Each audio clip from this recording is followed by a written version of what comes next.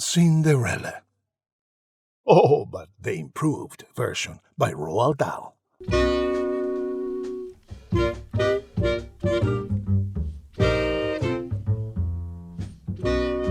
I guess you think you know this story. You don't. The real one's much more gory. The ugly sisters, jewels and all, departed for the palace ball, while darling little Cinderella was locked up in a slimy cellar. She bellowed, "Help!" and "Let me out!" The magic fairy heard her shout. Appearing in a blaze of light, she said, "My dear, are you all right?" "All right," cried Cindy. "Can't you see? I feel as rotten as can be." She beat her fist against the wall and shouted, "Get me to the ball! There's a disco at the palace. The rest have gone, and I am jealous. I want a dress, I want a coach, and earrings, and a diamond brooch, and silver slippers, 2 of those. Turn up like that, I'll guarantee the handsome prince will fall for me." The fairy said, "Hang on a tick."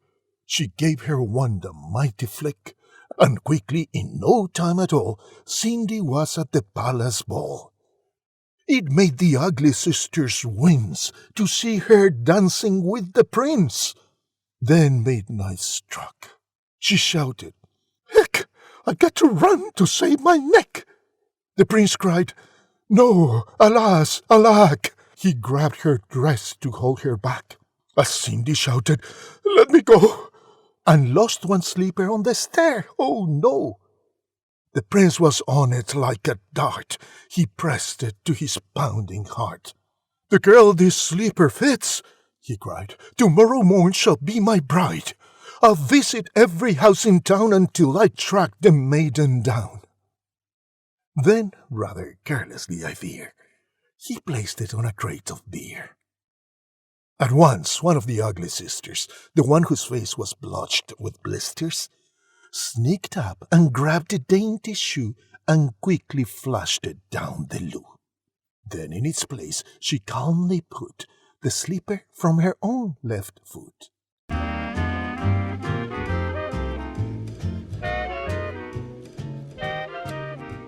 Aha, you see, the plot grows thicker, and Cindy's luck starts looking sicker.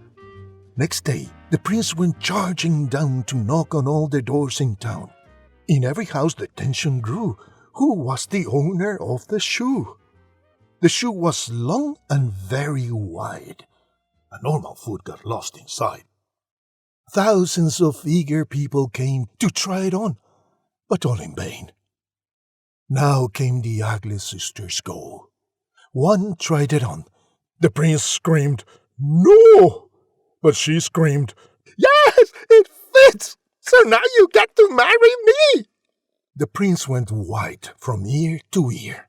He muttered, "Let me out of here." "Oh, no, you don't. You made a vow. There's no way you can back out now." "Off with her head!" the prince roared back. They chopped it off with one big whack. This pleased the prince. He smiled and said, "She's prettier without her head." Then up came sister number 2, who yelled, "Now I will try the shoe." "Try this instead," the prince yelled back. He swung his trusty sword and smack, her head went crashing to the ground. It bounced a bit and rolled around. In the kitchen, peeling spuds, Cinderella heard the thuds of bouncing heads upon the floor and poked her own head round the door. "What's all the racket?" Cindy cried. "Mind your own biz," the prince replied. Poor Cindy's heart was torn to shreds. "My prince," she thought, "he chops off heads. How could I marry anyone who does that sort of thing for fun?" The prince cried, "Who's this dirty mutt? Off with her nut!" Just then, all in a blaze of light, the magic fairy hove in sight. Her magic wand went swoosh and swish. "Cindy," she cried, "come make a wish.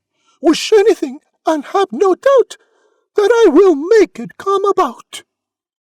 Cindy answered, "Oh, kind fairy, this time I shall be more wary.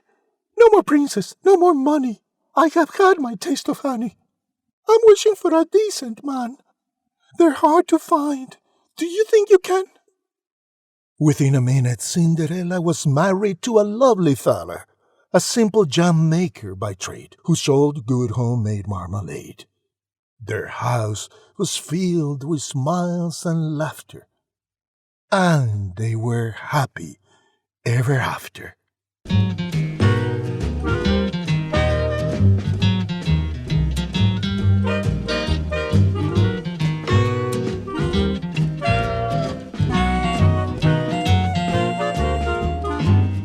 Thank you for listening. I'm Gabriel Porras, professional voice actor. Visit me at gabrielvoice.com and radiantwhispers.com so we can continue dancing with Cinderella at the Palace Disco.